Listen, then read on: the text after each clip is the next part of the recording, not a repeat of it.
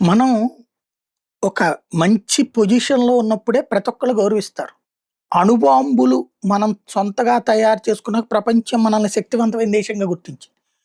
ఆర్థిక వ్యవస్థ శరవేగంగా ఎదుగుతున్నప్పుడు ప్రపంచం మనల్ని ఆర్థిక వ్యవస్థగా గుర్తించింది. టెక్నాలజీలో మనం పరుగులు పెడుతున్నప్పుడు మనం సక్సెస్‌ఫుల్ అని గుర్తించింది. ఇస్రో సాధిస్తున్న అద్భుతాలు చూసి భారత్ మీద ఈర్ష్య పెరిగింది. అట్లాగే ఇవాళ మన దగ్గరున్న విదేశీ మారక ద్రవ్యం ప్రపంచాన్ని కుదుపుతోంది. అదే సందర్భంలో అటు అమెరికాతో, ఇటు రష్యాతో, అటు ఉక్రెయిన్‌తో, ఇటు రష్యాతో, అటు గల్ఫ్ దేశాలతో, ఇటు ఇరాన్‌తో, అటు అమెరికా, ఇజ్రాయెల్‌తో, ఇటు పక్కన ఇరాన్‌తో పరస్పర శత్రువులతో సహా మాట్లాడగలిగినటువంటి ఏకైక దేశం భారతే. అందుకే ట్రంప్ మోడీకి ఫోన్ చేశాడు.